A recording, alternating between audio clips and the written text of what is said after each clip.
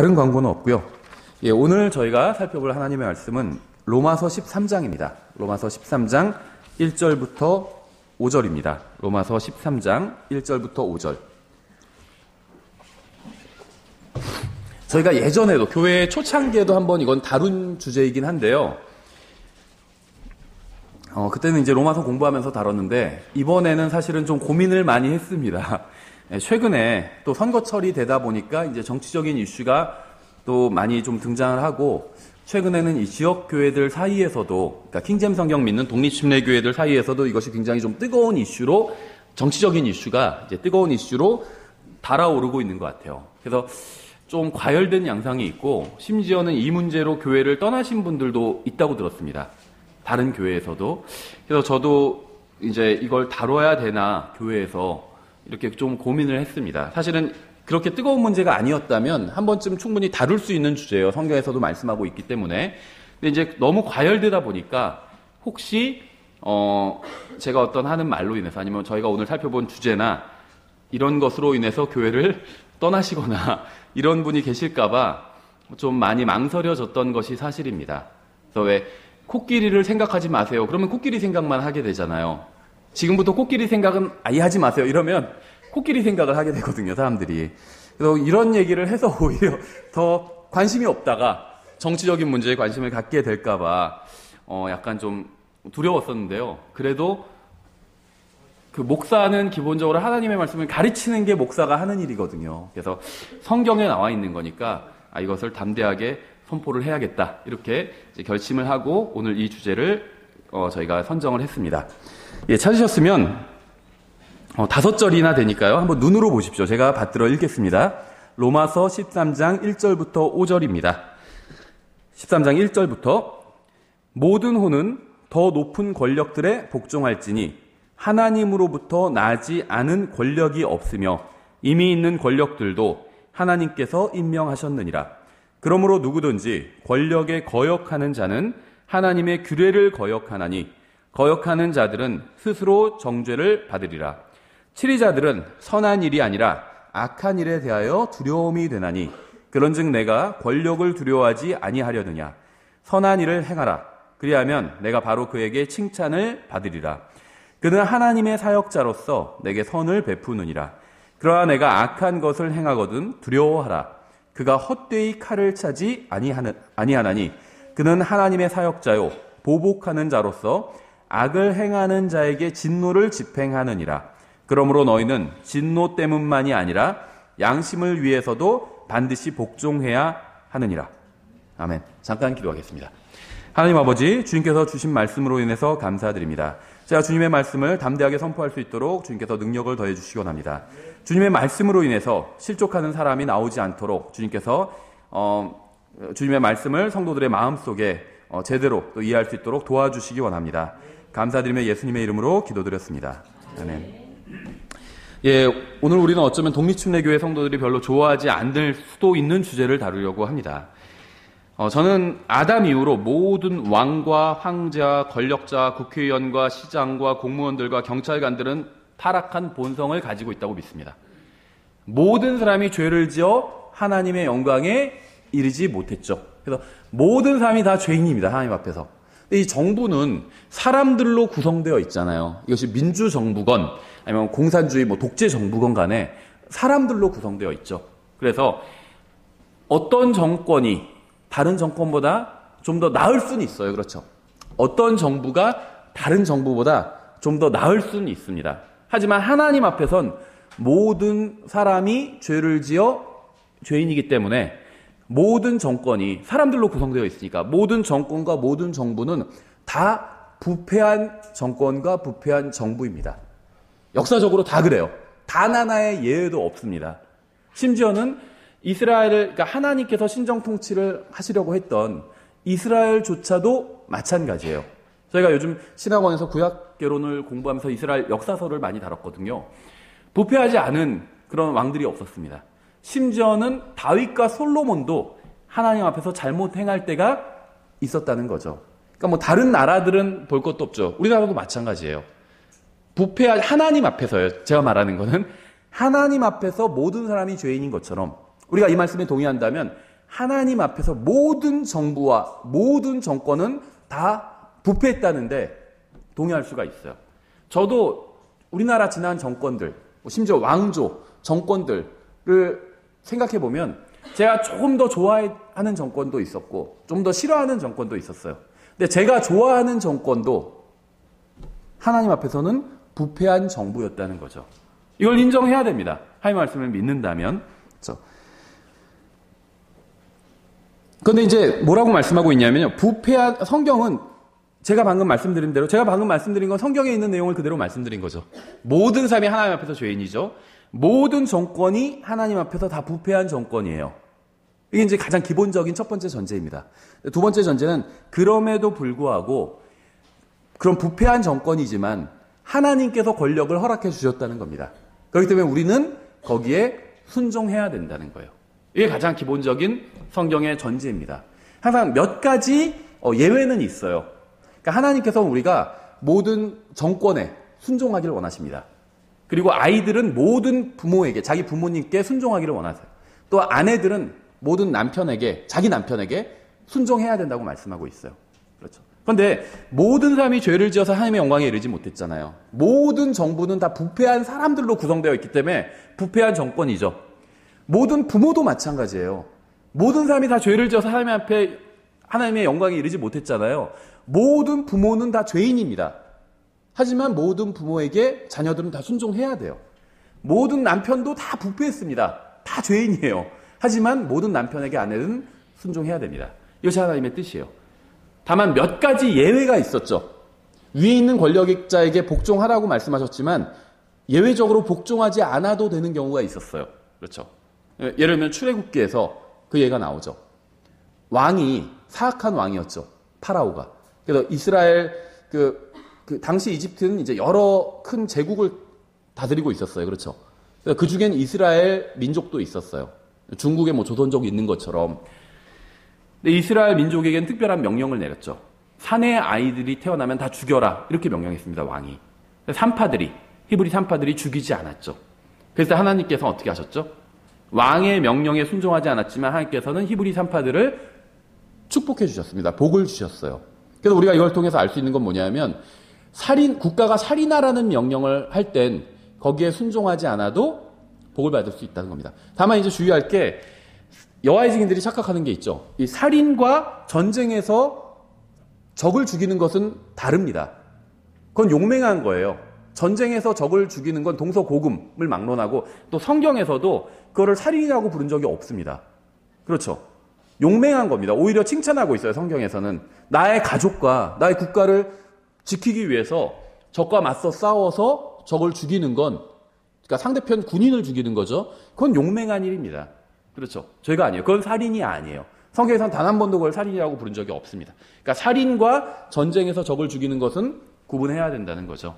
그러니까 전쟁에 참가해서 나의 가족과 우리 국가를 침해하려고 하는 그 원수를 내가 죽이는 것은 그건 정당한 일이고 해야 되는 일입니다. 그리스도인들도 마땅히 나가서 해야 되는 일이에요. 그렇죠. 그런데 살인은 그런 것이 아니죠. 그냥 다른 사람을, 전쟁 때도 아니고 평상시인데 다른 사람을 죽이라고 하는 거예요. 국가가. 거기에 순종할 수 없다는 겁니다. 또 부모님의 권위에 순종해야 되지만 부모님이 누굴 죽이라고 해요. 거기도 순종할 수 없다는 거죠. 그렇죠? 남편의 권위에 순종해야 되지만 남편이 아내한테 누굴 죽이라고 하면 거기도 순종할 수 없다는 겁니다. 그건 괜찮아요. 하나님께서 그런 것은 그 부분에 있어서는 순종하지 않아도 된다고 성경에 예를 들어주셨죠. 또 다른 예가 복음을 전하는 거죠. 복음을 전하는데 국가에서 복음 전하지 말라고 그래요. 사도행전에서 그런 예가 나오죠. 사도들이 열심히 복음을 전하는데 권력자들이 복음 전하지 말라고 합니다. 예수님의 이름으로 복음 전하지 말라고 하니까 사도들이 하나님 앞에서 너희 말 듣는 것보다 하나님 말씀 듣는 게 더 옳다 이렇게 얘기했죠. 그건 그 문제에 있어서는 그렇다는 겁니다. 그렇죠. 그래서 그 문제 외엔 다른 문제에 있어서는 다 순종을 했어요. 그래서 복음 전하지 말라고 국가가 명령할 땐 순종하지 않아도 됩니다. 또 복음 전하지 말라고 부모님이 명령해요. 그것도 순종하지 않아도 된다는 거예요. 남편이 복음 전하지 말라고 그래요, 아내에게. 거기도 순종하지 않아도 된다는 겁니다. 근데 그것을 제외하고는, 그러니까 살인을 하거나, 살인을 하라거나, 복음 전하지 말라고 하거나, 그런 몇 가지를 제외하고는 나머지는 다 순종해야 돼요. 남편의 권위에 순종해야 되고 또 부모님의 권위에 순종해야 되고 국가의 권력에도 순종해야 됩니다. 이거는 내가 부모님의 의견에 동의하든 동의하지 않든 상관이 없어요. 순종해야 됩니다. 몇 시부터 몇 시까지 해야 돼요. 내가 봤을 때는 합당치 않아도 해야 됩니다. 그게 하나님께서 원하시는 뜻이에요. 국가의 권력도 마찬가지예요. 얼마만큼 세금을 세금을 내야 돼요. 그렇죠. 내가 생각할 땐 합당치 않다 할지라도 해야 됩니다. 그게 이제 권력에 복종하는 거예요. 그래서 모든 사람이 하나님 앞에서는 죄를 지었고 이 정권이라는 건, 정부라는 거는 죄를 지은 사람들로 구성되어 있기 때문에 하나님 앞에서는 다 부패한 정권입니다. 부패하지 않은 정권이 하나도 없다는 거예요. 그럼에도 불구하고 우리는 순종해야 된다는 겁니다. 그렇죠. 모든 사람은 권력에 대한 또 반감을 가지고 있어요. 순종하기를 좋아하는 사람은 없습니다. 그렇죠. 또 아버지와 어머니와 선생님과 목사, 경찰관 어떤 권위의 기쁜 마음으로 순종하는 사람은 많지 않아요. 많은 사람들이 정부와 권력자에 대해서 반감을 가지고 있습니다. 내가 할 일을 누군가 지시하는 것을 좋아하지 않기 때문이에요. 그렇죠. 오늘 우리가 살펴볼 말씀은 많은 사람들이 좋아하지 않는 구절입니다. 왜냐하면 앞서 언급한 것처럼 사람들은 권위에 순종하려 하지 않기 때문이에요. 이게 사실은요, 타락한 인간 마음의 본성입니다. 권위에 대한 반항심이 있어요. 부모님께 반항하고 싶어하고, 그렇죠. 남편은 하는 말에 따르고 싶어 하지 않고, 또 정부에서 어떤 걸 시켜도 거기에 따르고 싶지 않아요. 반항하고 싶은 마음이 있다는 거죠. 근데 심지어 믿는 사람들조차 성경의 권위에 순종하려 하고 있지 않다는 거예요. 어떤 사람들은 정권을 잡은 사람들은 악하기 때문에 그들에게 순종할 수 없다고 합니다. 악한 정권인데 어떻게 순종할 수 있냐? 근데요, 누가 정권을 잡든 그런 얘기를 한 사람은 반드시 있었어요. 왜 그런 줄 아세요? 모든 정권이 다 악한 정권이기 때문이에요. 하나님 앞에서는. 정권을 잡은 사람들이 악하기 때문에 그들에게 순종할 수 없다고 말하는 사람은 악하지 않은 사람일까요? 그 사람도 악한 사람이에요. 그러면 그 사람의 자식이 어떤 얘기 하는 줄 아세요? 자녀들이? 아빠도 악한 아버지이기 때문에 타락하지 않았냐? 아빠도 죄인 아니냐? 옆에서. 그래서 아버지께 순종할 수 없습니다. 이렇게 얘기한다는 거예요. 그러니까 모든 정권은 다 악해요. 모든 부모는 다 악합니다. 그래도 순종해야 돼요. 부모님께 순종해야 돼요, 자녀들은. 모든 정권은 다 악해요. 그래도 정권에게 순종해야 된다는 겁니다. 그렇죠. 권력자가 하나님을 기쁘시게 하는 일을 하지 않기 때문에 그에게 순종할 수 없다. 이렇게 얘기하는 사람도 있죠. 그럼 하나님을 기쁘시게 하는 사람이 누가 있을까요? 우리 중에 하나님을 정말 항상 기쁘시게 하는 사람이 누가 있을까요? 없어요, 아무도. 그렇죠. 부모 중에 하나님을 기쁘시게 하는 부모가 누가 있어요? 자녀들이 부모 속썩이는 자녀인 것처럼 부모들은 또 하나님 다 속썩이고 있거든요. 하나님을 기쁘시게 하는 부모는 없어요. 거의 없어요. 그래도 부모님께 순종해야 돼요. 하나님을 기쁘시게 하는 정권은 없어요. 그래도 정부에 순종해야 됩니다. 그렇죠. 제가 지금 편파적인 얘기를 하는 게 혹시 지금 우리나라에서 예를 들면 민주당 정권에서 이런 설교하는 거 보니까 목사님 민주당 지지자인가 보다. 그렇게 생각하시면 안 돼요. 저는요, 이거 비슷한 내용을요, 과거 새누리당 정권 2014년에도 제가 같은 내용을 했거든요. 보수 때는 안 하고 진보 때는 하고 전 그렇지 않습니다. 똑같아요. 다 순종해야 돼요. 누가 정권을 잡건. 그래서 성경이 그렇게 말씀하고 있기 때문에. 그렇죠. 하나님을 기쁘시게 하는 부모가 없는 것처럼 하나님을 기쁘시게 하는 권력자도 없습니다. 그래도 순종해야 돼요. 권력자가 하나님을 기쁘시게 해드릴 때만 혹은 내 취향에 맞게 정책을 펴나갈 때만 그에게 하라고 하는 것은 그건 성경의 가르침이 아니에요. 본문 1절부터 보시면 이렇게 되어 있죠. 모든 호는 더 높은 권력들에 복종할지니 하나님으로부터 나지 않은 권력이 없으며 이미 있는 권력들도 하나님께서 임명하셨느니라. 우리나라 예를 들면 처음에 이승만 대통령, 그 다음에 입시적으로 했던 분이 있지만 어쨌든 간에 오랫동안 하신 분 이제 박정희 대통령, 그렇죠. 그 다음에 전두환 대통령, 노태우 대통령, 그 다음에 김대중 대통령, 김영삼 대통령, 그 다음에 노무현 대통령 맞죠? 그 다음에 이명박 대통령, 박근혜 대통령, 지금 이제 문재인 대통령. 사이에 조금씩 하셨던 분도 계시지만 모든 권력들이요 다 하나님으로부터 나왔대요. 아마 이 중에는 여러분 다 싫어하는 분도 있을 거예요. 난 마이 프레지던트 그러잖아요. 내 대통령은 아니다 이렇게. 나는 인정 안 한다. 이런 분도 있고 또 특히 더 좋아하는 분도 있을 겁니다. 그렇죠. 심지어 그게 서로 다를 수도 있어요. 그렇죠. 성도들 간에. 그런데요. 모든 권력이 다 하나님께로부터 나왔대요. 모든 권력이. 이게요, 미국도 마찬가지예요. 그렇죠? 중국도 마찬가지예요. 북한도 마찬가지예요. 저는 지금 북한의 권력자들이 옳다 그런 얘기를 하는 게 아닙니다. 마음에 안 들어요. 제 마음엔. 그 사람들이 하는 것도 제 마음에 안 들고 생긴 것도 이런 얘기를 해도 되는 모르겠어요. 그건 얘기 안 할게요. 하여튼 제 스타일은 아니에요. 예. 그런데 그 권력도 하나님께부터 나왔대요. 생각해 보세요. 우리나라에 있는 사람들은 우리나라 대통령의 말을 따라야 되는 거예요. 그렇죠? 사람을 죽여라. 그런 건 따를 수 없죠. 근데 정당하게 하는 것들은 따라야 됩니다. 북한에 있는 사람들은 어떨까요? 중국에 있는 사람들은 어떨까요? 따라야 돼요. 따라야 돼요. 북한에 있는 사람도 그 권력자의 명령에 따라야 돼요. 중국에 있는 사람도 그 권력자의 명령에 따라야 돼요. 거기서도 마찬가지죠. 누굴 죽여라. 그건 따를 수 없죠. 또 복음 전하지 마라. 그건 따를 수 없습니다. 근데 그 외의 것들은 따라야 한다는 겁니다. 진리는요, 시대와 지역과 인종과 남녀를 뛰어넘는 게 진리입니다. 생각해보세요. 누구든지 예수님을 믿어야 된다는 건 구원에 관한 진리죠. 예수님을 믿어야 구원받을 수 있죠. 예수님을 거부하고 구원받을 수 있는 사람은 없습니다. 그렇죠? 난 예수님 안 믿을래. 그런데도 구원받을 수 있는 방법은 없어요. 예수님에 대해서 들은 사람은 다 예수님을 믿어야 됩니다. 그래야지만 구원받을 수 있어요. 그렇죠. 어린 아기들은 예수님을 거부할 수 없잖아요. 그래서 죽어도 지옥에 가지 않아요. 그런데 예수님을 거부하는 사람들이 있죠. 복음을 다 전해줬는데도 거부해요. 예수님에 대해서 알고 있는데도 거부해요. 그 사람은 구원받을 수가 없습니다. 죽으면 지옥에 가게 돼요. 이게 진리예요. 이건 남자나 여자나 똑같죠. 남자는 그렇게 하지만 여자는 좀 다른 식이다 이러지 않잖아요. 그렇죠. 똑같아요. 지역은 어떨까요? 아프리카에서는 이런 구원 방법이 통하지만 한국은 좀 다르다 이러지 않죠. 한국은 돈 많은 사람 순으로 구원해준다 이러지 않잖아요. 똑같아요. 그렇죠. 다 예수님 믿어야 구원받아요. 돈은 전혀 상관이 없어요. 아프리카나 한국이나 똑같죠. 중국은 어떨까요? 공산국가는. 공산주의 국가나 자본주의 국가나 다 똑같아요. 구원받는 방법은. 그렇죠. 다르지 않아요. 일단 성경에서 말씀하시는 진리는요. 여기서 한국에서 진리인 것은 미국에서도 진리입니다. 미국에서 진리인 것은 중국에서도 진리예요.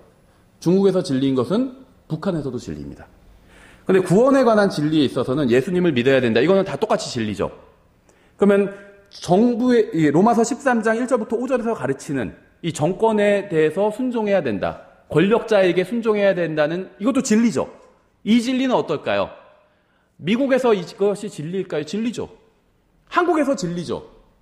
중국에서 진리죠. 북한에서 어떨까요? 로마서 13장 1절부터 5절이 북한에서는 진리일까요? 진리가 아닐까요? 진리예요. 진리예요. 그렇죠. 전 이런 생각을 해봐요. 한국에도 그리스도인들이 있죠. 구원받은 하나님의 자녀들이 있어요. 북한에도 그리스도인들이 있죠. 그러면 한국의 그리스도인이 아마 더 많을 수 있겠죠. 근데 어디에 있는 그리스도인들이 주님께 더 많이 상급을 받을까요? 그건 전 몰라요. 그렇죠. 어떻게 알아요, 그거를. 하지만 저도 그렇게 추측을 합니다. 북한에 있는 그리스도인들이 더 많이 상급 받을 것 같아요. 거기엔 왜냐하면 소위 말하는 그 나이롱 신자들이 없어요. 그렇죠. 우리나라는 나이롱 신자들이 있대요. 근데 이런 작은 교회는 사실은 많지는 않아요. 큰 교회들은 있대요. 영업하기 위해서 교회 다니시는 분들이 있어요. 그래서 저희도 말씀드린 적이죠. 어떤 치과의사가 교회를 다니는데 11조도 다 하고 다 한대요. 11조 자기 수입의 10분의 1을 드리는 거잖아요. 한대요, 다. 왜냐면 그걸 광고비라고 생각한대요. 그러니까는 몇천 명 모이니까 교회만 잘 다니고 교회 열심히 다니고 11조도 열심히 하고 뭐 특별헌금도 하고 하니까 막 집사도 세워주고 직업도 좋고 하니까 막 집사 잘 세워주잖아요. 그런 사람들을. 그러니까는 사람들이 치과 갈 때 어떤 치과에 갈까요? 몇천 명 다니는 그 교회에서. 이왕이면 우리 교회 다니는 그 집사님 그 치과를 가겠죠. 조금이라도 또 싸게 해줄 거 아니에요. 그렇죠. 그럼 이 사람은 박리다매로 고객 많잖아요. 그러니까 광고비를 생각하니까 수입의 10분의 1을 내는 게 어렵지 않은 일이에요. 이분은. 다닌대요. 믿음 없이 예수님 안 믿으면서도 다닐 수도 있는 거예요. 그렇죠. 큰 교회들은 그런 경우들이 많다고 하더라고요. 북한에는 건데 나이롱 신자가 없대요. 몇 년 전에도요. 총살당했어요. 예수님 믿는 사람들, 특히 목사들 몇 명이 총살당했어요. 나이롱 신자가 없어요. 더 많은 상급을 받을 거라고 생각해요. 저는. 성경에는 없는 내용이지만 전 그냥 혼자 그렇게 생각하는 거예요. 누가 난 그렇게 생각 안 해. 그건 뭐 인정해 줄 수 있어요. 제 생각이니까 그거는. 하지만 그렇다고 해서 제가 북한에 가서 살고 싶지는 않습니다.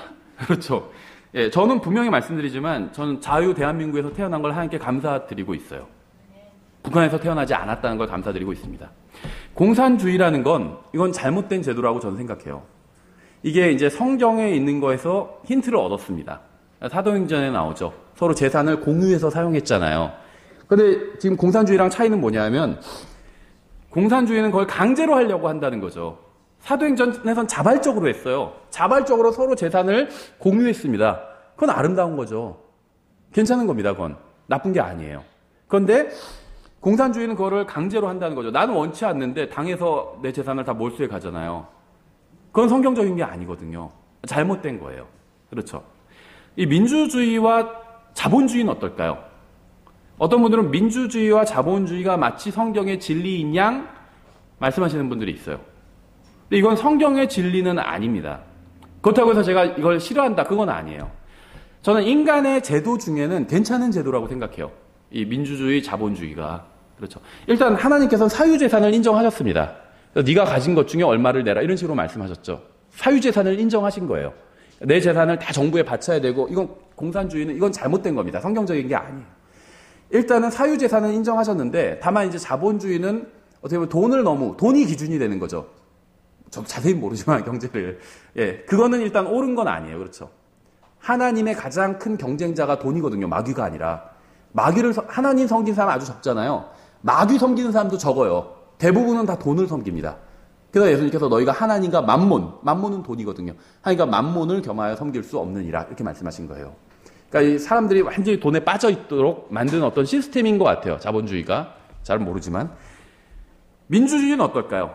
우리가 계시록 2장과 3장에 나오는 7교회를 보면요. 이 7교회에 보내는 편지는 교회사의 각 시대별 특징을 보여주고 있습니다. 지금 이 시대, 이제 소위 말하는 마지막 시대라고 이렇게 이야기를 하는데 이게 언제까지 진행될지는 모르지만 마지막 시대라고 이야기를 하는데 이걸 계시록 3장 끝부분에 나온 라오디게아 교회와 관련이 있다 이렇게 얘기해요. 그래서 보통 라오디게아 교회 시대다. 지금은 이렇게 얘기합니다. 근데 라오디게아라는 말은 시민의 권리예요. 그래서 이것은 사람의 권리를 강조하는 겁니다. 이게 전형적인 민주주의죠. 인본주의, 민주주의. 그러니까 이 민주주의라는 거는 교회 2000년 역사 중에 아주 극히 거의 지금 100년도 채 안 돼요, 역사가. 그렇죠. 그러니까 이것이 저는 이게 뭐 민주주의 나쁘다, 민주주의 타도한다, 독재로 가자 이런 주장을 하는 게 아니에요. 민주주의가 좋아요. 인간 이 사회 시스템 중에선 전 좋은 시스템이라고 생각합니다. 그나마 다른 독재나 이런 것보다 훨씬 좋잖아요. 북한 시스템보다 훨씬 좋잖아요. 이게 좋다고 생각합니다. 하지만 성경의 진리와 관련 있는 것은 아니라는 겁니다. 민주주의 시스템을 위해서 막 목숨 바쳐서 뭐 싸워라 막 이런 말씀은 성경에는 없다는 거예요. 성경의 어떤 시스템은 아니라는 겁니다. 그렇죠? 왜냐면 이거는 기독교 역사 2000년 동안 존재하지 않았던 시스템이에요. 과거 뭐 그리스 민주주의 이런 거는 남자만, 그것도 귀족 남자만 투표권이 있었고 그런 민주주의잖아요. 지금 우리 그 사람들이 생각하는 민주주의가 아니잖아요. 그렇죠? 예, 그래서 저는 지금 어떤 특정한 무슨 이념을 제가 지금 말하려고 하는 것은 아닙니다. 그런 것은 성경의 주제와 관련이 없어요. 그렇죠? 공산주의도 비성경적인 것이고 민주주의도 비성경적인 겁니다. 천년왕국 때는 민주주의 시스템으로 돌아가지 않을 거예요. 하지만 지금은 그나마 우리 사회에선 그나마 저는 공산주의나 독재보다 이 민주주의가 좋다고 생각을 합니다. 그렇죠? 이 자유 대한민국의 어떤 가치가 저도 좋다고 생각해요. 거기에 동의를 합니다. 하지만 이러한 것들이 성경적인 것, 진리와는 관계가 없다는 겁니다. 제가 말씀드리려고 하는 것은 다만 하나님께서는요. 누가 정권을 잡았는지 상관없이 그 권력자에게 복종해야 된다. 이렇게 말씀하고 있어요. 내 마음에 비록 들진 않아도 복종하라는 거예요. 그러니까 권력자에게 그리스도인은요. 권력자에게 복종하는 게 그 권력자가 좋아서 복종하는 게 아니라 권력자에게 복종하라고 말씀하신 하나님을 믿기 때문에 권력자에게 복종하는 겁니다. 부모에게 순종하는 이유는요. 그리스도인 자녀들이 부모에게 순종하는 게 아니라 사실은 하나님께 순종하는 거예요. 하나님께 순종하는 자녀들은 부모에게 순종합니다. 남편에게 순종하는 자매님은요. 남편에게 순종하는 게 아니라 사실은 하나님께 순종하는 거예요. 그렇죠?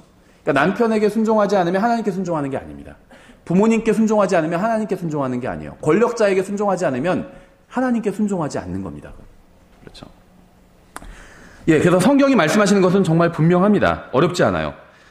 우린 투표를 하죠. 여러분은 선거에서 항상 좋은 대학을 나온 2명의 백만장자 정치인 중에서 한 사람을 선택하는 거예요. 그게 선거예요. 그렇죠? 뭐 이건 여야나 상관없이 다 보통 사람들보단 비교할 수 없을 정도로 많은 돈을 갖고 있거든요.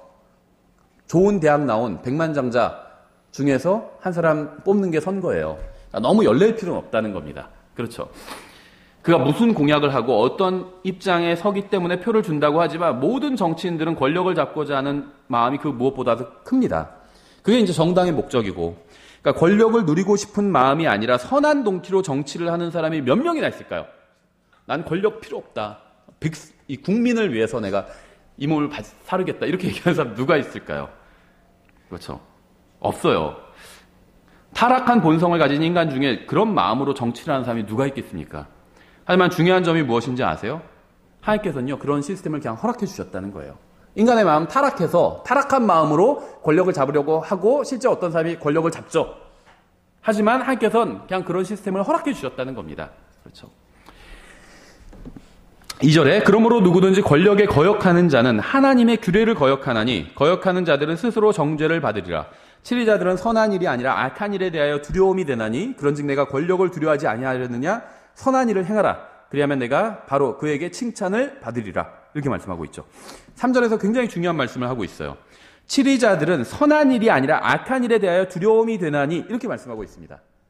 이게 하나님께서 인간 정부를 허락해 주신 이유입니다. 무슨 말이냐면 우리는 내가 권력에 어떤 권력자가 싫을 수 있잖아요. 어떤 정권이 싫을 수 있어요. 그렇죠? 그럼 거기에 막 데모하고 불복종하고 싶어요. 내가 싫어하는 정권에는. 그러면서 비평하는 이유가 뭐냐면 그 악한 정권이다. 사악한 정권이다. 이렇게 얘기합니다. 선한 일을 안 한다. 이렇게 얘기를 합니다. 그렇죠? 그런데요. 그것은 하나님께서 허락해 주신 권력의 목적과 관련이 없다는 겁니다. 그러니까 하나님께서는요. 그 권력자들에게 어떤 권력자들을 세우신 이유가 뭐냐면 선한 일을 하기 위해서 세우신 것이 아니라는 거예요. 선한 일을 하는 건요. 이 정부가 아닙니다. 정부는요. 선한 일과 관련이 없어요. 선한 일은 누가 해야 될까요? 교회가 해야 돼요. 그리스도인이 교회가. 그러니까 정부가 선한 일을 하지 않는다고 해서 내가 정부에 나는 따르지 않겠다. 이건 잘못된 이유라는 거죠. 성경적으로 보면. 정부는 그럼 하나님께서 왜 정부를 허락해 주셨냐? 왜 권력자들을 세워주셨냐? 악한 일에 대해서 세워주셨다는 거예요. 무슨 말이냐면 사람들이 악한 일을 하지 못하게 하기 위해서 세우셨다는 겁니다. 다시 말하면 질서를 잡기 위해서 세우셨다는 거예요. 어떤 정권에서도요. 악한 일을 하는 사람들은 다 벌을 줍니다. 도둑질을 해요. 그건 과거 우리나라 어떤 정권과 군사 독재 시절이건 민주 시절이건 어떤 시절이건 다 도둑질하면 감옥에 갔습니다. 그렇죠. 또 독재 정권이라고 해서 도둑질하는데 참 잘한다. 이런 정권은 없어요. 아무리 독재 정권이고 그런 정권이라 할지라도 악한 일을 하면 그 사람은 잡아서 가둬놨습니다. 다른 사람을 때리고 살인을 하고 그런 사람은 다 잡아갔어요. 그렇죠. 이건요 공산국가도 마찬가지예요. 이런 얘기를 해도 되는지는 모르겠지만 저는 개인적으로 공산주의가 옳다고 생각하지 않습니다. 그런데 이런 설교를 하면 이제 중국에서는 안 듣는다고 하더라고요. 그런데 어쨌든 간에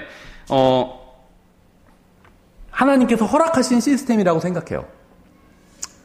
하나님께서 원하시는 시스템은 아니에요. 그건 공산주의나 민주주의나 마찬가지예요. 하나님께서 원하시는 시스템은 아닙니다. 하나님께서 허락하신 시스템이고 우리가 살기에는 민주주의 시스템이 훨씬 더 편하다고 생각합니다. 그렇죠. 근데 공산주의 국가에서도요. 살인자를 가만두진 않아요. 잡아갑니다. 그렇죠. 그러니까 하나님께서 이 정부를 허락해 주신 이유를 알겠죠. 악한 일을 하는 사람들이 있으면요. 혼란스러워지잖아요. 그 혼란을 막기 위해서 권력자들을 허용해 주셨다는 겁니다. 그렇죠. 그게 하나님께서 정부를 허락해 주신 목적이에요. 그 우리도 그런 질서에 따라야 된다는 거예요. 그렇죠. 4절에 그는 하나님의 사역자로서 내게 선한 일을 베푸느니라. 그가 내가 악한 것을 행하거든 두려워하라. 그가 헛되이 칼을 차지 아니하나니 그는 하나님의 사역자요 보복하는 자로서 악을 행하는 자에게 진노를 집행하느니라. 이게 인간 정부에 하나님께서 인간 정부를 허락해 주신 목적이에요. 악을 행하는 자들에게 진노를 집행하는 것. 우리나라 정권 중에 여러분 좋아하는 정권도 있고 싫어하는 정권도 있을 텐데 어느 정권이든지 간에 다 죄를 지으면 감옥에 보냈습니다. 악을 행하는 자에게 진노를 집행하잖아요. 그렇죠. 그러므로 너희는 진노 때문만이 아니라 양심을 위해서도 반드시 복종해야 하느니라. 이렇게 말씀하고 있죠. 여기서 잠깐만 생각을 해보겠습니다. 여러분은 내일 24시간을 보내게 되죠. 오늘은 한 12시간 정도 남았어요. 그렇죠. 이 세상에는 예수 그리스도를 모르고 그분을 개인적인 구원자로 받아들이지 않았기 때문에 지옥으로 가게 될 사람들이 수없이 많이 있고, 그런 사람들이 날마다 수없이 죽고 있습니다. 매 초마다 몇 명씩 죽는다고 그러죠. 수많은 사람들이 지금 말하는 이 사이에도 많은 사람들이 죽어가고 있어요. 전 세계적으로. 그렇죠. 우리나라에서도 몇 명씩 죽어가고 있어요. 지금 제가 설교를 시작한 이래로 한 30분 정도 지났는데 이 시간만 해도 지금 100명, 200명이 죽었어요. 한국에서. 그렇죠. 그것도 예수님을 모르고 죽었습니다. 그럼 지옥에 가죠. 여러분은 가정을 부양하기 위해서 8시간씩 일하죠. 하루에. 또 6, 7시간 잠을 잡니다. 한두 시간 식사를 해요. 그렇죠. 또 출퇴근하느라 한두 시간을 사용합니다. 그럼 이제 여러분이 하루에 자유롭게 쓸 수 있는 시간은 채 6시간이 채 안 돼요. 그렇죠. 6시간 자유롭게, 그러니까 일하고 출근하고 퇴근하고 밥 먹고 자고 이런 시간 빼면은 하루에 여러분이 자유롭게 쓸 수 있는 시간은 채 6시간이 채 안 돼요. 6시간만 자유롭게 써도 적지 않은 거예요. 그렇죠. 어느 사람 서너 시간이 안 되는 분도 있어요. 자기 자유 시간이. 여러분에게는 죽어가는 세상에게 예수 그리스도에 대해 말아주고 기도하고 성경을 연구하고 다른 그리스도인들과 교제를 나눌 충분한 시간이 있나요? 매일? 여러분이 그리스도인으로서 해야 할 일을 충분히 하고 나서 정부의 비리나 정치인들의 비리 혹은 소위 잘못된 역사를 바로잡는 일에 시간을 보내고 있나요? 예수 그리스도께서 여러분이 하기를 원하시는 그 일을 다 하고 나서 무슨 공산주의가 어떻고 아니면 민주주의가 어떻고 아니면 진보가 어떻고 아니면 보수가 어떻고 그들의 잘못된 점을 지적하고 계신가요? 물론 직업이 정치인이다. 그러면 그건 예외죠. 근데 이제 직업이 그렇지 않다는 상황에서 여러분이 예수 그리스도께서 하신 말씀대로 행하고 그분을 섬기고 있다면 여러분이 하지 않아도 될 다른 일들을 하느라 시간을 낭비하지 않을 겁니다. 그러니까 무슨 말이냐면요. 내가 일하고 직업이 있잖아. 일해야 되고 출근하고 퇴근하고 밥 먹고 자고 이거는 어쩔 수 없이 해야 되는 거죠. 그럼 내가 정말 자유롭게 쓸 수 있는 시간은요. 하루에 서너 시간이 채 안 돼요. 그렇죠. 그러니까 내가 자유롭게 쓸 수 있는 이 서너 시간은 정말 귀중한 시간이에요. 그렇죠. 이 시간에 무엇을 하느냐는 거예요. 무엇을 하느냐. 근데 우리가 해야 될 일들이 또 있어요. 그러니까 매일 나에게 24시간이 주어져 있지만 실제로 내가 자유롭게 쓸 수 있는 시간은 채 서너 시간이 안 돼요. 24시간이 아니에요. 그렇죠.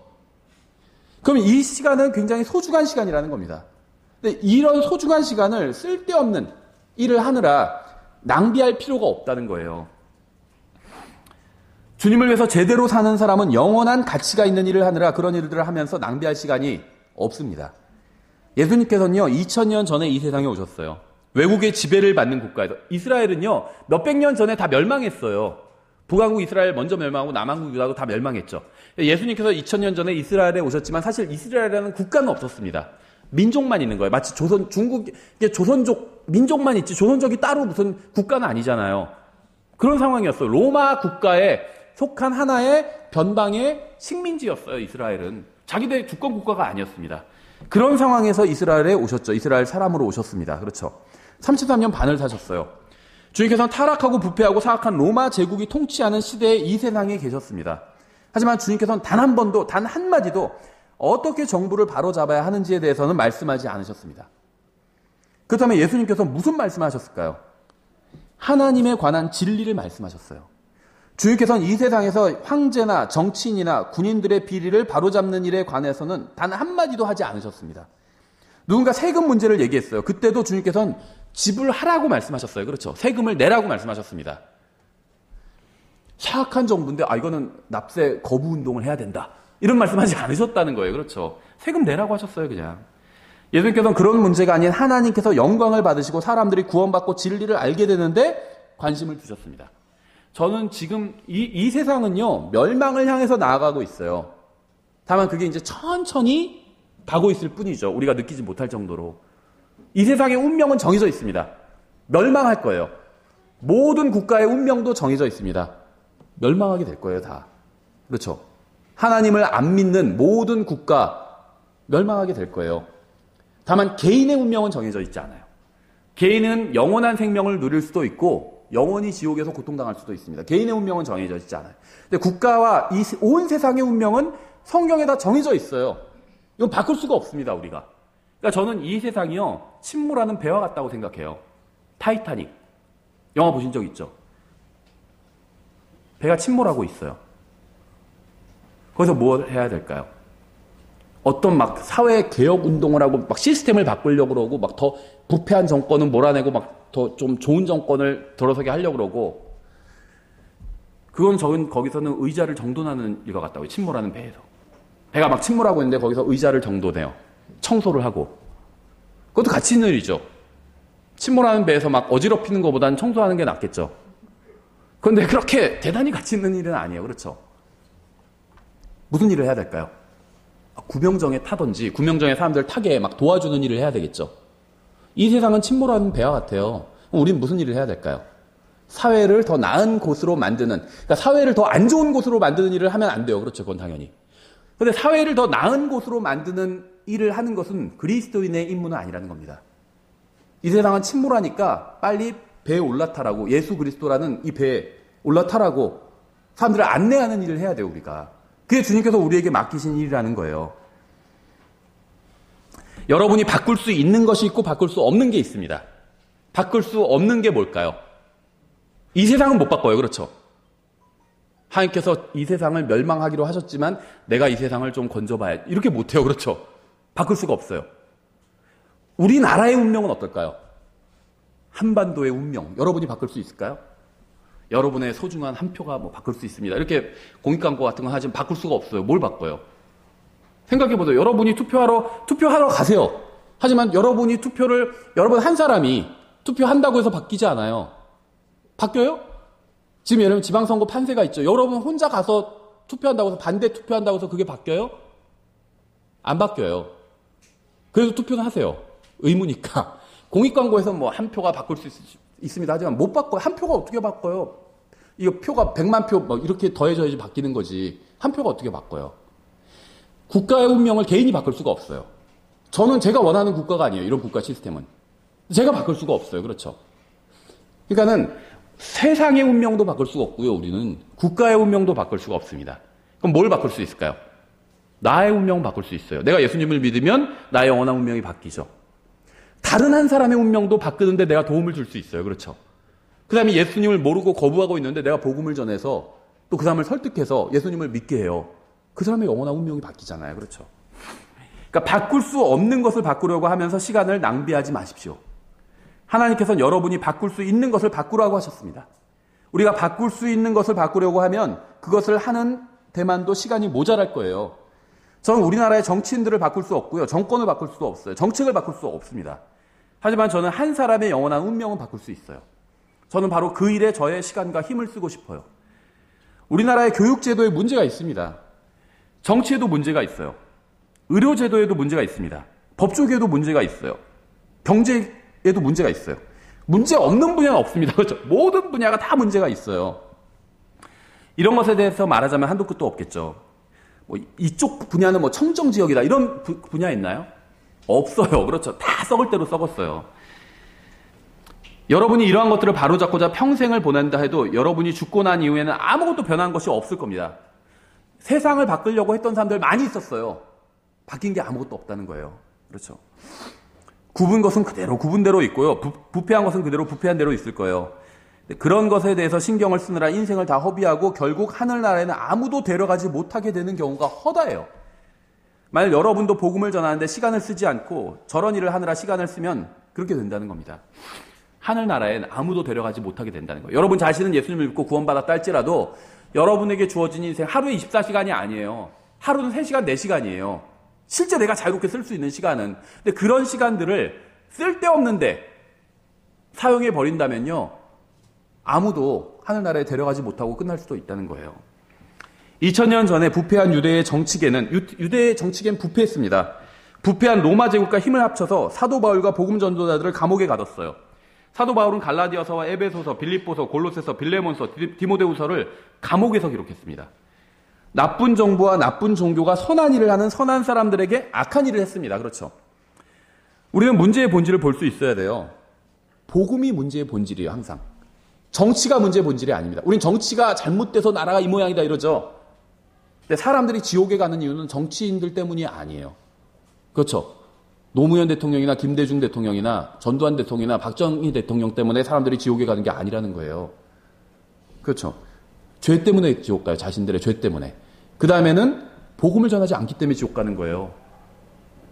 우리 옆에 있는 사람들이 왜 죽어서 지옥 가는지 아세요?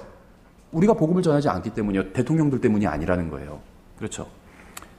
우리가 성경을 믿는다면 이걸 믿어야 되는 거예요. 이 세상에서의 일시적인 일은 문제의 본질이 아닙니다. 예수 그리스도를 선포하는 게 큰 그림이에요. 누가 정권을 잡아서 어떤 정책을 펴느냐, 이건 작은 그림입니다. 우리는 큰 그림을 볼 수 있어야 돼요. 큰 그림. 이 세상의 운명, 이게 훨씬 큰 그림이죠. 거기에 비하면 한반도에서 잠깐 6년, 5년 동안 누가 정권을 잡느냐, 이건요 작은 그림이에요. 그렇죠. 국가가 멸망하고 세워지고 이건 누구의 손에 달린지 아세요? 유권자들의 손에 달렸습니다가 아니라 하나님의 손에 달려 있어요. 하나님의 손에. 그래서 오늘 암송 구절도 제가 다니엘서 2장 21절인가요? 그걸 뽑았어요.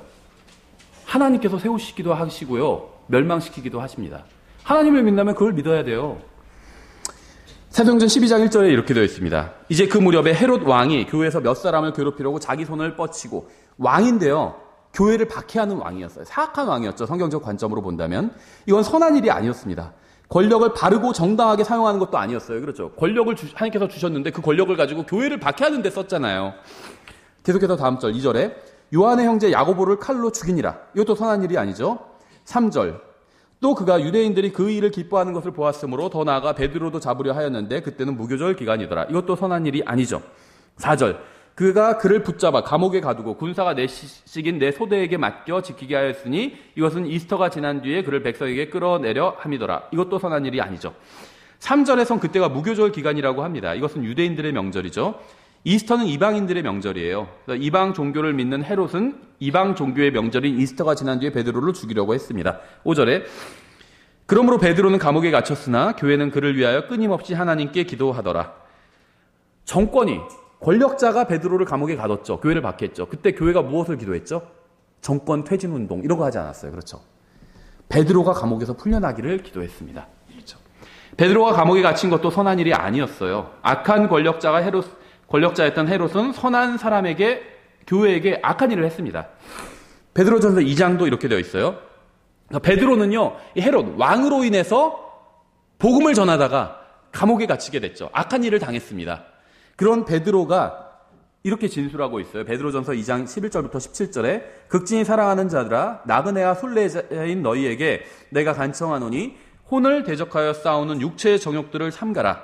이방인들 가운데서 너희 행실을 정직하게 하라. 이것은 그들이 너희더러 악을 행하는 자라고 비방하다가도 자기들이 바라볼 너희의 선한 행위들로 인해 돌아보시는 그날에 하나님께 영광을 돌리게 하려 함이라. 주를 위해 사람의 모든 규례에 복종하되 주님을 위해서요. 사람의 규례, 국가의 규례에도 복종하래요. 왕에게는 최고 권위자에게 하듯 하고 총독들에게는 악을 행하는 자를 징벌하고 잘 행하는 자를 칭찬하기 위해 그가 보낸 자들에게 하듯 하라. 그리하며 하나님의 뜻이니 이것은 너희가 잘 행함으로 어리석은 자들의 무식한 말을 잠잠하게 하려 함이라. 너희가 자유로우나 너희의 자유를 악을 덮는 도구로 쓰지 말고 오직 하나님의 종들로서 행하라. 모든 사람을 존경하며 형제들을 사랑하고 하나님을 두려워하며 왕을 존경하라. 이렇게 말씀하고 있죠. 베드로가 살던 시대의 왕은 그리스도인들을 죽이고 핍박하고 감옥에 보내는 왕이었습니다. 그런데 그런 왕에게 복종할 뿐만 아니라 존경하라고 말씀하고 있어요. 왜 그런지 아세요? 이게 우리가 해야 될 일이기 때문이에요. 여러분은 나쁜 권력자를 좋은 권력자로 만들기 위해서 세상에 있지 않습니다. 여러분이 구원받고 나서도 이 세상에 살고 있잖아요. 근데 여러분이 이 세상에 그리스도인으로서 하나님의 아들로서 그리스도의 대사로서 살고 있는 이유는 나쁜 권력자를 좋은 권력자로 갈아치우기 위해서 살고 있는 것이 아니라는 거예요. 여러분은 여러분의 이웃을 예수 그리스도께 인도하기 위해서 예수님께서 진리를 선포하셨던 것처럼 이 세상에서 진리를 선포하기 위해서 이 세상에 존재하는 거예요. 성경은 여러분이 자유롭다고 말씀하고 있어요. 여러분이 자유롭다는 것은 누구에게 무슨 허락을 받지 않아도 된다는 겁니다. 여러분은 정치인을 비판하는데 여러분의 시간을 사용할 자유가 있어요. 여러분이 정치인을 막 비판하고 있으면 제가 여러분이 죄를 짓고 있다. 지금 이런 얘기를 하는 건 아닙니다. 자유가 있어요. 하지만 그러면 여러분이 비판한 정치인을 지지하는 사람에게는 어떻게 복음을 전할 수 있을까요? 생각해 보세요.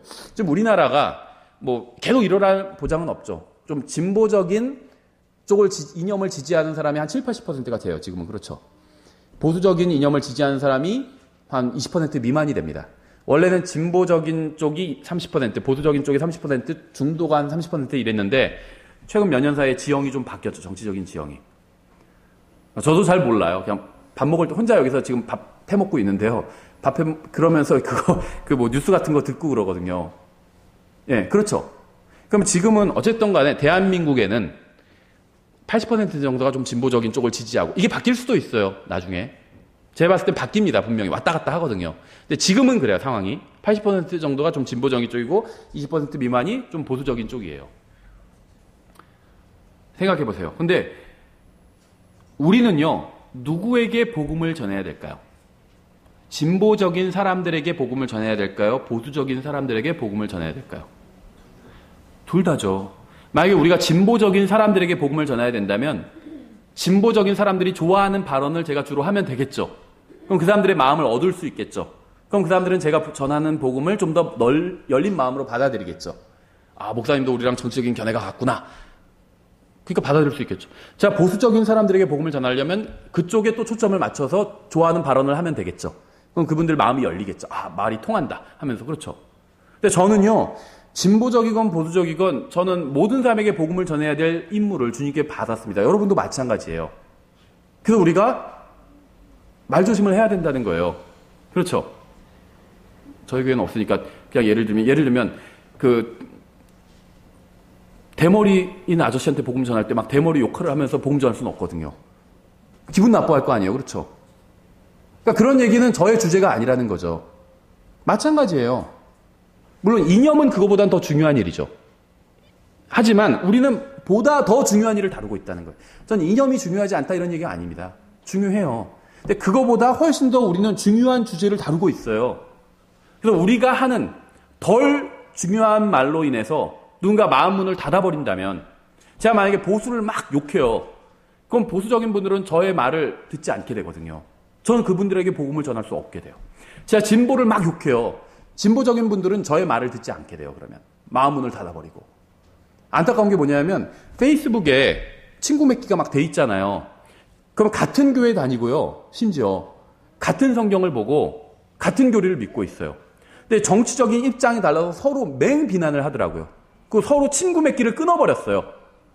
우리는 세상과 친구가 아니라 그리스도인들끼리 친구를 맺고 있어야 되거든요. 예수님이 우리의 가장 좋은 친구잖아요. 그렇죠? 내가 너희를 이제는 친구라 부른다고 하셨잖아요. 예수님을 믿는 사람들도 다 친구가 돼야 되거든요. 근데 이게 정치적인 문제 때문에, 이념 때문에 끊어져 버린 거예요. 너무 안타깝더라고요. 근데 하늘나라에 휴거돼서 만약에, 그리고 서로 친구 믿기 뭐 취소, 딱 그걸 클릭했어요. 더 이상 저 형제 안 봐야지. 끊어버렸는데 그 순간 바로 휴거가 됐어요. 그럼 어떻게 될까요? 하늘에서 받지 만나겠죠. 얼마나 민망하겠어요, 그러면은. 그렇죠. 그러니까 정치적인 견해를 갖는 건 문제가 아니에요. 가지세요. 주장할 수도 있어요. 그것 때문에 내가 간증을 잃는다면, 다른 사람이 내 말을 더 이상 듣지 않게 된다면, 예수님에 대해서 내가 얘기를 하는데 그걸 듣지 않게 된다면, 그게 얼마나 안타까운 일이에요. 그렇죠. 여러분이 주위에 있는 사람들에게 복음을 전하기 위해서 그들에게 좋은 간증을 가지고 있어야 됩니다. 그러기 위해서는 다른 누군가 좋아하지도 않고 별로 중요하지도 않은 말을 해서 그들이 복음을 듣지 않게 귀를 막아버리는 일을 해서는 안 된다는 거예요. 누가 정권을 잡든 다른 사람들 앞에서 정부를 비판하지 마십시오. 진보적인 사람들이 정권을 잡고 있어도 비판하지 말고, 보수적인 분들이 정권을 잡고 있어도 비판하지 마세요. 누가 정권을 잡고 있든 정부를 비판하지 마세요. 그런 행위는요, 여러분의 간증을 완전히 망쳐버리고 많은 사람들이 예수 그리스도에 대해서 여러분의 증언을 듣지 않게 만들어버려요. 그리고 하나님의 명령을 어기는 겁니다. 하나님께서 언제 정권을 비판하라고 했어요? 복종하라고 그랬지. 그렇죠. 복종해야 돼요. 권력을 잡은 사람을 비판하라고 하지 않으셨어요. 내가 좋아하든 싫어하든. 저도 과거엔 비판했습니다. 지금도 남들 안 볼 때는 혼자 비판할 때도 있는데, 뉴스 보면서 그럴 때마다 저도 깜짝 놀라요. 다시 육신이 튀어나온 거거든요. 비판하지 마세요. 저 과거에 우리나라 대통령들에 대해서, 제가 싫어하는 사람에 대해서 막 비판했어요. 그건 잘못된 태도라는 거죠, 하나님 앞에서. 그렇죠. 저는 싫어해서 막 그 사람 욕했는데 그 사람을 또 좋아하는 사람도 있거든요.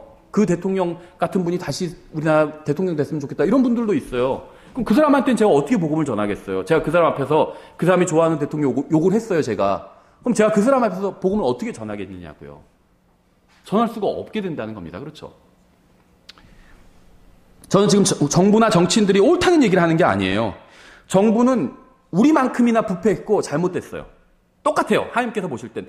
모든 사람이 죄를 지어 하나님의 영광에 이르지 못했다고 하셨잖아요. 정부를 이루는 사람들도, 통치자들도 다 부패했습니다. 우리도 똑같이 부패했어요. 하나님의 영광에 이르지 못했습니다. 그렇죠?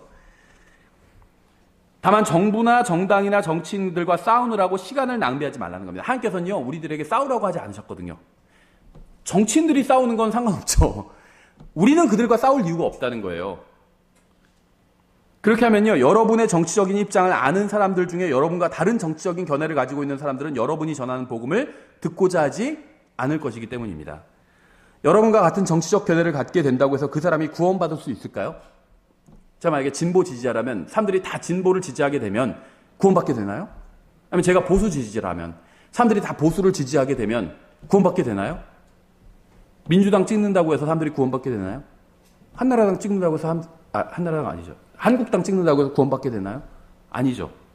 구원과는 관련이 없어요. 그렇죠. 그건. 하나님께서 언제 여러분에게 여러분의 정치적 견해를 전파하라는 사명을 주셨나요? 여러분이 정당에서 일하시는 분이면 자기 일이니까 하셔야 돼요. 그렇죠. 예를 들면 우리에게 은행 업무를 보라는 사명을 주신 적 없잖아요. 근데 내 직장이 은행이에요. 그럼 은행 업무를 봐야죠. 그렇죠. 내 직장이 정당이에요. 그럼 그 업무를 봐야죠. 그건 잘못된 게 아니에요. 저 지금 그런 얘기를 하는 게 아닙니다.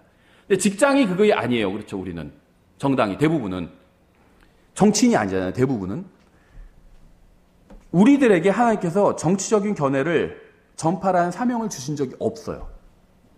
해도 되고 안 해도 돼요. 근데 주님의 명령은 아니라는 겁니다. 그렇죠. 여러분의 정치적 견해와 확신에 관한 문제가 예수 그리스도와 성령님께서도 중요하게 여기실 만한 문제일까요? 아니죠. 잘못된 것을 바로잡아야 한다고 주장하는 사람들이 있습니다. 지금 정권이 잘못됐기 때문에 바로잡아야 된다. 그렇다면 하나님께서 우리에게 이 세상의 모든 잘못된 일들을 바로잡으라고 명령하신 적이 있나요?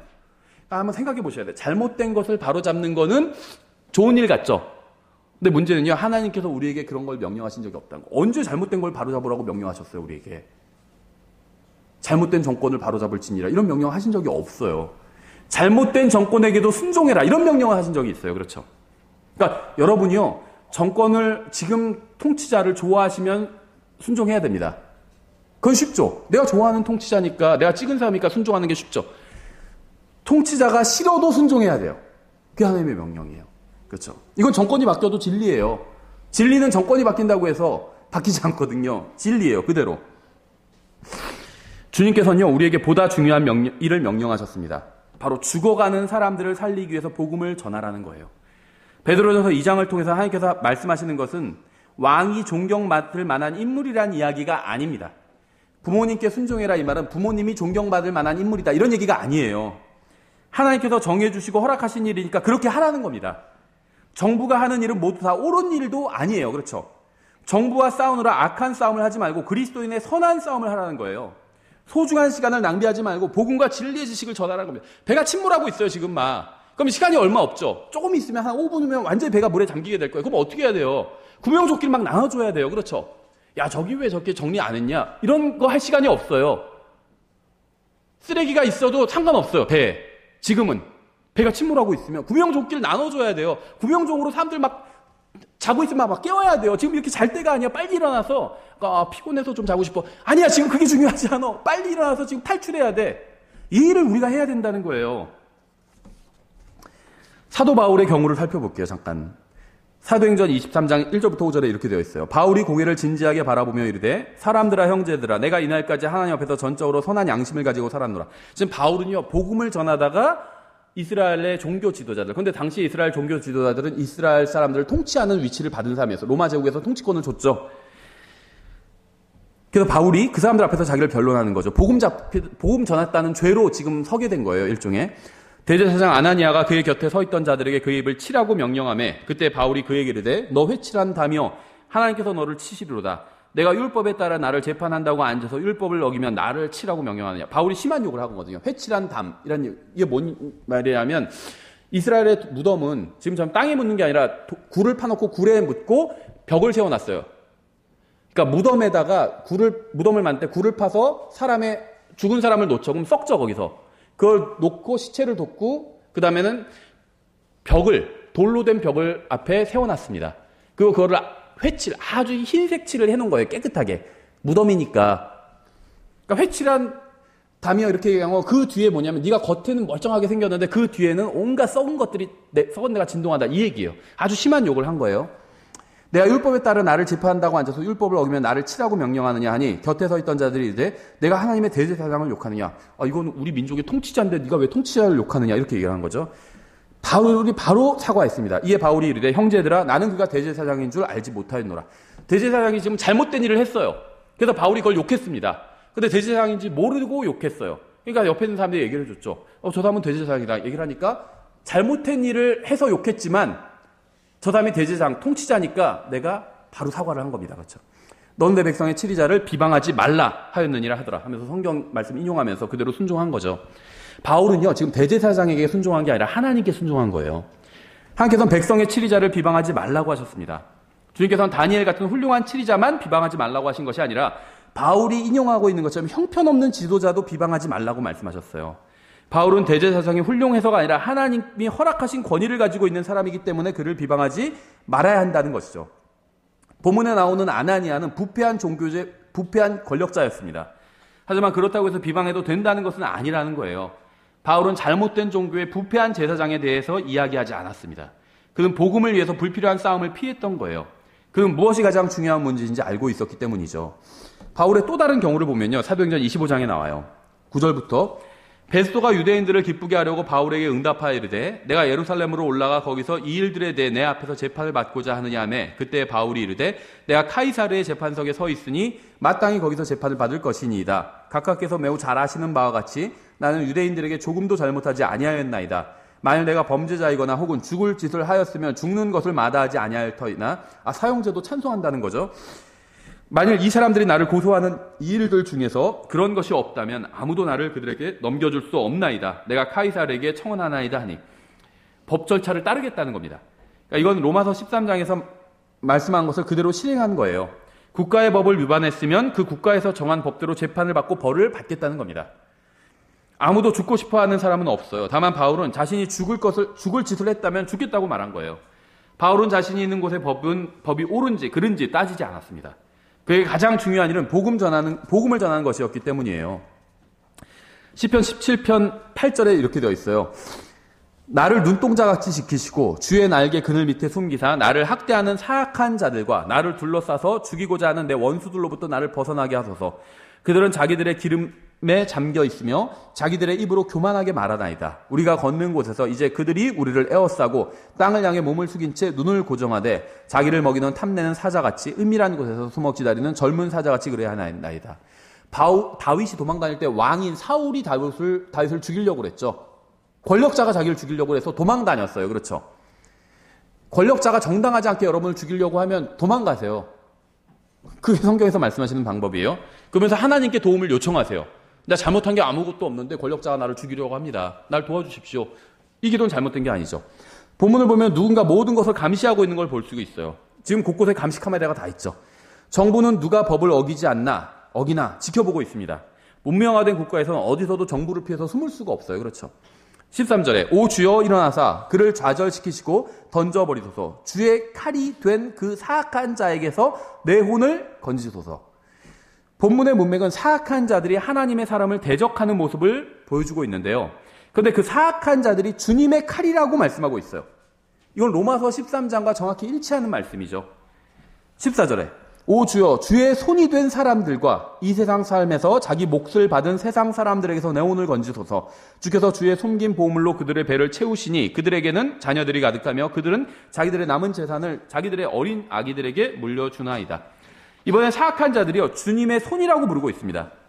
이 세상에는 많은 재물을 가지고 다른 사람들에게 큰 영향력을 끼치면서 그들을 통치하는 악한 사람들이 있습니다. 하나님께서는 그들을 자신의 칼로 때로는 자신의 손으로 사용하세요. 우리는 그들을 대적해서 싸울 필요가 없습니다. 왜냐하면 그것은 시간 낭비하는 일 뿐만 아니라 하나님의 칼과 손을 대적해서 싸우는 것이기 때문이에요. 사도행전 2장에서 무슨 일이 벌어졌는지 아세요? 3,000명이 구원받았습니다. 사도행전 4장과 5장에서 어떤 일이 벌어졌는지 아세요? 2,000명이 구원받았어요. 사도행전 6장에서 어떤 일이 벌어졌는지 아세요? 구원받아야 될 사람들을 날마다 주님께서 교회에 더해주셨습니다. 그런데 사도행전 6장에서는 복음을 전하지 않고 음식 문제로 다투는 장면이 나와요. 그러니까 사도행전 2장과 4장과 5장에서 열심히 복음을 전해서 교회가 수천 명이 구원받았는데 6장에 와서는요, 이제는 복음을 전하지 않고 다투는 일이 교회에서 먹는 것 갖고 싸우고 있어요. 식사 문제로. 그러자 하나님께서는 악한 정부와 사악한 유대인 종교자들을 보내셔서 그리스도인들을 박해해서 그들이 중동과 유럽과 아시아로 흩어져서 복음을 전하게 하셨습니다. 복음을 열심히 전했을 땐 괜찮았는데 복음을 전하지 않고 밥 먹는 문제로 싸우고 있으니까 하나님께서 세상 정부와 권력자들을 가지고 교회를 핍박하게 허락해 주실 거예요. 그러니까 교회가 핍박받으니까 바로 다 흩어져 버렸죠. 흩어지면서 뭘 했는지 아시죠? 복음을 전했어요, 다시. 언젠가 이 세상에 적그리스도가 등장하고 세계 단일 정부를 세우게 될 겁니다. 저는 그들이 두렵지도 않고 그들에 대해서 걱정하지도 않아요. 예수 그리스도 안에 있는 사람들은 그러한 일이 벌어지기 전에 이 세상을 떠나게 될 것인데 저는 예수님 안에 있기 때문에 적그리스도를 두려워하지 않습니다. 우리는 큰 그림을 볼 수 있어야 돼요. 모든 것이 하나님께서 말씀하신 대로 일어날 것이고 지나갈 것입니다. 따라서 우리는 우리가 할 수 있는 최고의 일을 하면서 주님께서 주신 시간을 사용해야 됩니다.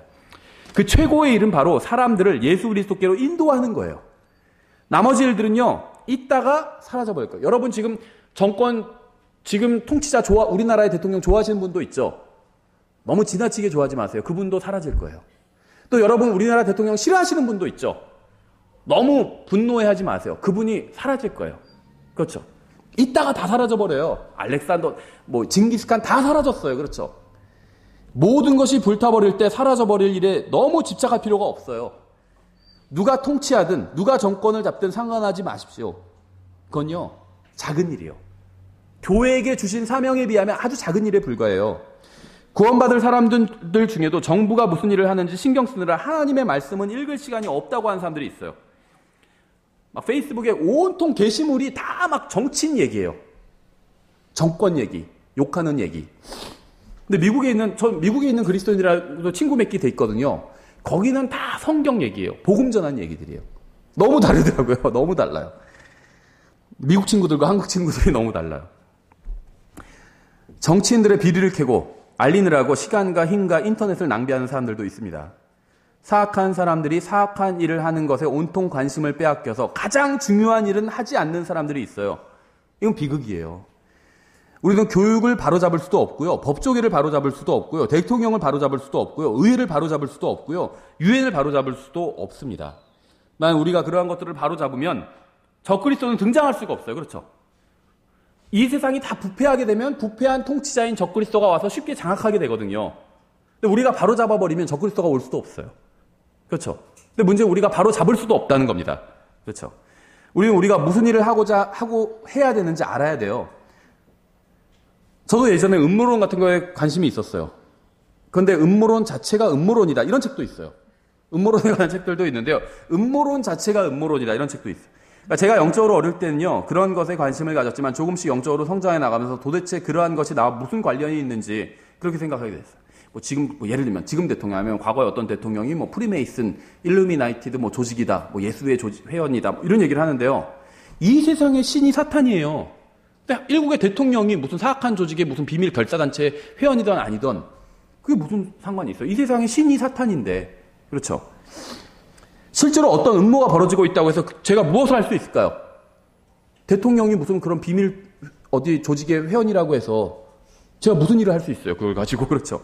음모론은 맞을 수도 있고 틀릴 수도 있습니다. 다만 그리스도인은 소중한 시간을 음모론이 아닌 하나님의 말씀을 연구하고 복음을 전하는 데 사용해야 돼요. 음모론만 연구하는 사람이 있어요. 그리스도인은요, 하나님의 말씀을 연구해야 돼요. 음모론이 아니라. 디모데전서 2장의 1절에 이렇게 되어 있어요. 그러므로 내가 권면하노니 무엇보다 먼저 모든 사람을 위하여 간구와 기도와 중보와 감사를 드리되 왕들과 권위를 가진 모든 사람을 위하여 하라. 이것은 우리가 전적으로 하나님을 따르며 정직한 가운데 조용하고 평화로운 삶을 살고자 합니다. 그러니까 왕들을 위해서, 통치자를 위해서, 대통령을 위해서 기도하라는 건 뭐냐면 대통령이 구원받게 해주십시오. 이런 기도도 좋은 기도죠. 근데 그 얘기는 아니에요. 성경이 얘기하는 건. 그 사람들이 정치를 잘해서 평화로운 국가가 될 수 있도록. 왜냐면 그래야 우리가 복음을 전할 수 있거든요. 전쟁 일어나고 하면요, 일단 도망가고 피난하고 막 이래서 복음을 전하기가 좀 힘들어질 수도 있어요. 그래서 평화로울 때가 복음 전할 수가 좋은 기회거든요. 조용하고 평화로운 삶을 살고자 함이라 이렇게 말씀하고 있잖아요. 그걸 위해서 기도하라는 거예요. 정치인들이 정치를 잘해서 좀 세상이 조용해질 수 있도록. 그럼 우리가 주님의 일에 집중할 수가 있죠. 복음도 전하고, 그렇죠. 진리도 가르치고, 성경 연구하고 할 수가 있잖아요. 전 이 세상에서 조용하고 평화롭게 살고 싶어요. 조용하고 평화로운 가운데 하나님의 말씀을 연구하고 가르치고 선포하고 싶습니다. 만약 제가 그렇게 하지 못하도록 권력자가 저를 핍박한다면 저는 다른 곳으로 도망가서 조용하고 평화로운 삶을 살 겁니다. 하지만 도망갈 곳이 더 이상 없다면 저는 주님과 복음을 위해서 죽을 거예요. 그렇죠? 그러니까 핍박하면요 도망가라고 했어요. 핍박하면 막 거기서 맞서 싸워라 이렇게 말씀하신 적이 없어요. 핍박하면 도망가라고 말씀하셨습니다. 그런데 도망갈 곳이 더 이상 없어요. 다 핍박을 해요. 도망갔더니 거기서도 핍박해요. 그러면 그냥 죽는 거예요. 그렇죠? 예. 저는 가능하면 그런 상황이 오지 않게 해달라고 기도와 간구와 중보와 감사를 드리면서 왕들과 권위를 가진 모든 사람을 위해서 기도할 겁니다. 권력자들이 교회를 건드리지 않도록 복음을 전하는 것을 방해하지 않게 해달라고 기도할 거예요. 설교자들과 복음 전도자들을 감옥에 가두지 말게 해달라고 기도할 겁니다. 그렇죠. 대한민국에 있는 설교하는 사람들, 복음 전하는 사람들 다 감옥에 보내겠다고 하면 저도 감옥에 가게 되잖아요. 설교자들 감옥에 보낸다면. 이것이 바로 신약 성도들이 간구해야 되는 기도예요. 그리스도인은 교회가 그 기능을 제대로 발휘할 수 있게 해달라고 기도해야 됩니다. 교회가 교회 일을 할 수 있도록 정부가 교회를 가만히 내버려 두도록 해달라고 기도해야 돼요. 주님께서는 교회가 이 세상의 정치에 관여해서 부패한 정치인들을 척결하라고 명령하신 적이 단 한 번도 없습니다. 교회에게 명령하신 것은 사람들에게 복음을 전해서 그들이 구원받게 하라는 것이에요. 우리가 다른 것을 하느라 이 명령에 순종하지 않는다면 그리스도의 심판석에서 무엇이라고 변명할 수 있을까요? 누군가의 정치적인 견해를 바꾸는 것은 저의 임무가 아닙니다. 저의 임무는요, 어떤 사람의 정치적인 견해를 바꾸는 것이 아니라 어떤 사람의 예수 그리스도에 관한 견해를 바꾸는 거예요. 예수님이 하나님이 아니다. 그냥 좋은 종교 지도자일 뿐이다. 훌륭한 인류의 도덕 선생일 뿐이다. 이렇게 생각한다면 저는 그 견해를 바꾸려고 할 겁니다. 아니에요. 잘못 알고 계신 거예요. 예수님은요, 하나님이에요. 예수님이 좋은 분이라고 얘기하는 건 그 자체로 예수님 모독하는 겁니다.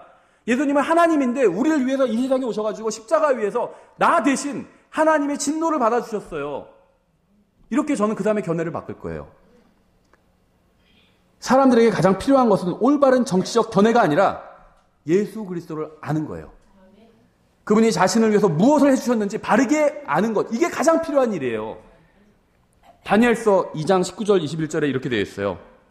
그때 그 은밀한 일이 밤의 환상 속에서 다니엘에게 계시되매 그때 다니엘이 하늘의 하나님을 찬송하니라. 이 세상 모든 국가들의 운명을 계시해 주신 거거든요. 찬양 드린 거예요. 그래서 다니엘이 응답하여 이르되 영원 무궁토록 하나님의 이름을 찬송할지니 지혜와 능력이 그분께 속하였도다. 그분께서는 때와 시기를 바꾸시며 왕들을 패하시고 왕들을 세우시며 지혜로운 자에게 지혜를 주시고 명철을 아는 자들에게 지식을 주시는도다. 만약에 대통령이요, 교회가 제대로 신앙생활을 하지 못하게, 진리를 전하지 못하게 한다면 대통령 바꿔달라고 기도하세요. 유권자가 바꾸는 게 아니에요. 전 그렇게 믿어요. 전 대통령을 유권자가 바꾸지 않는다고 믿어요. 전 대통령은요, 하나님께서 바꾸실 수도 있다고 믿어요. 마음에 들지 않으면 하나님께 기도하세요. 하나님께. 다른 사람에게 얘기하지 말고. 다른 사람이 대통령 바꿀 수 있는 능력이 없어요. 하나님은 능력이 있거든요. 능력 있는 분께 탄원하세요. 하나님 바꿔주십시오. 교회가 제대로 신앙생활하지 못하게 대통령이 방해하니까 대통령 바꿔주세요. 하나님께서 바꿔주실 거예요. 하나님께 기도하세요. 하나님께. 권력자에게 권력을 주는 게 누군지 아세요? 하나님이에요. 권력자에게서 권력을 빼앗아 가시는 게 누군지 아세요? 하나님이에요. 누가 우리나라의 대통령을 세웠는지 아세요? 하나님이에요. 성경은 여러분이 믿을 수 있는 유일한 책입니다. 성경은 언젠가 예수 그리스도께서 이 세상에 다시 오셔서 예루살렘에서 왕자에 앉으셔서 통치하실 것이라고 말씀하십니다. 그리고 구원받은 사람들은 주님께서 통치하시는 왕국에서 주님과 함께 통치할 것이라고 말씀하고 있어요. 저에게 맡겨진 일 중에 가장 중요한 일은 그 왕국에, 주님께서 통치하실 왕국에 사람들이 참여할 수 있도록 도와주는 겁니다. 이 세상 정치나 다른 문제에 관한 것들은 이 일에 비하면 보잘것없이 하찮은 일이에요. 저한테는. 그리스도인들에겐 그렇다는 거예요. 이 세상 정치가 아무것도 아니다. 그런 얘기는 아닙니다. 정치도 중요한 일인데 우리에게, 그리스도인들에게 맡겨진 일에 비하면 이 세상 정치가, 이 세상 대통령을 바꾸고 국회의원 바꾸는 게 그것에 비하면, 우리에게 맡겨진 사명에 비하면 하찮다는 겁니다. 500년 후에는 지금 누가 정권을 잡았는지 누가 상관이나 할까요? 500년 전에는 참 누가 정권 잡아서 참 살기 힘들었지. 이거 누가 상관할까요? 하지만 누군가에게 복음을 전해서 그 사람이 주님의 왕국에 참여한다면 500년이 아니라 영원히 가치 있는 일로 기억될 거예요. 그렇죠. 내가 누구에게 복음을 전했어요. 그래서 그 사람이 구원받게 됐어요. 500년 후에 그 사람이 나한테 뭐라고 할까요? 만나면. 형제님 정말 감사해요. 형제님이 500년 전에 저에게 복음을 전했어서 제가 이 영원한 왕국에 참여하게 됐어요. 너무 감사해요. 만날 때마다 그러지 않을까요? 그렇죠. 우리는 우리를 아는 사람들에게 여당 지지자나 야당 지지자가 아닌 복음을 전하는 사람으로 기억되어야 됩니다. 정치적인 견해를 열성적으로 밝히는 사람이 아니라 예수 그리스도를 사랑하고 그분을 전하는 사람으로 기억되어야 돼요. 예수 그리스도와 그분의 복음을 전하는 일은 다른 어떤 일보다 중요합니다. 중요하지 않은 문제 때문에 정말 중요한 분을 전하지 못하는 비극이 일어나지 않도록 각자 좋은 간증을 만들어야 돼요. 생각해 보세요. 사람들이 여러분을 어떤 사람으로 기억하는 게 좋을까요? 그게 영원히 어떤 게 가치 있는 일일까요? 아, 저분은 만날 때마다 정권을 비판하는 분이야. 열성적인 보수주의자야. 아니면 저분은 열성적인 진보주의자야. 어떤 걸로 기억하는 게 좋을까요? 아니면 저분은 만날 때마다 예수님에 대해서 얘기해. 영원한 생명에 대해서 얘기하고 나한테 정말 죽음 이해에 대해서 생각해보라고 항상 말씀하시는 분이야. 어떤 걸로 기억되는 게 좋을까요? 어떤 게 정말 가치 있는 일일까요? 우리 그리스도의 대사예요. 그렇죠? 근데 어떤 걸로 우리가 기억돼야 될까? 이걸 한번 생각해 보셨으면 좋겠어요. 여러분이 정치적인 견해를 갖고 있는 거 죄가 아닙니다. 누군가를 투표하는 거 죄가 아니에요. 누군가를 지지하는 거 죄가 아니에요. 괜찮습니다. 다 국가에서 허락해 줬잖아요. 할 수 있어요. 양심에 우린 자유가 있기 때문에 내 양심에 따라서 내가 보기 올바른 정당에게 표를 주고 올바른 통치자를 내가 정치인을 지지하고 이거 잘못된 게 아니에요. 하세요. 근데 우리에겐 보다 중요한 임무가 있다는 거예요. 나는 어떤 일로 기억돼야 되는지, 주님께서 나에겐 어떤 임무를 주셨는지 생각해 본다면요. 정치적인 견해가 다르다고 해서 서로 막 욕하고 교회를 떠나고 얼마나 어리석은 일이에요. 그렇죠. 함께 지금 주님을 섬기고 우리가 해야 될 일이 많은데 이런 일을 다 제쳐두고 주님께서 맡겨주신 정작 중요한 일은 제쳐두고 맡겨주시지도 않은 일 갖고 싸우고 있다면 얼마나 안타까운 일이겠어요. 전 모르겠어요. 다만 제가 원하는 건요. 이런 일로 교회를 떠난다면요. 그건 정말 어리석은 거예요. 정말 주님께서 원하시지 않는 일로 떠나는 겁니다. 우리에게 주신 사명을 기억했으면 좋겠어요. 500년 후, 1000년 후를 우리는요, 영원한 생명을 가지고 있어요. 10년, 20년의 대한민국도 걱정해야 되겠죠. 근데 그거보다 더 중요한 일은 뭔지 아세요? 500년 후, 1000년 후에 지금 이 땅에서 살고 있는 사람들은 어떻게 되는지 그걸 생각해 봐야 돼요. 우리가 성경을 믿는다면 그렇다는 겁니다. 그렇죠? 예. 기도하고 찬양하겠습니다. 하나님 아버지, 저희들을 구원해 주셔서 감사드립니다. 또 저희들이 이 자유로운 대한민국에서 살면서 신앙생활을 할 수 있도록 인도해 주셔서 허락해 주셔서 감사드립니다. 주님, 저희들에게 주어진 주님께서 주신 이 자유를 저희가 정말 소중한 일, 영원히 가치 있는 일을 위해서 사용할 수 있도록 저희들의 말과 행위와 또 마음을 주님께서 주관해 주시기 원합니다. 저희들이 보다 덜 중요한 일 때문에 정말 영원히 중요한 일을 하지 않는 그런 실수를 범하지 않도록 주님께서 저희들에게 깨달음을 주시기 원합니다. 감사드리며 예수님의 이름으로 기도드렸습니다. 아멘. 예, 같이 일어나셔서 찬송가 931장 주님께 찬양드리고 오전 예배 마치겠습니다.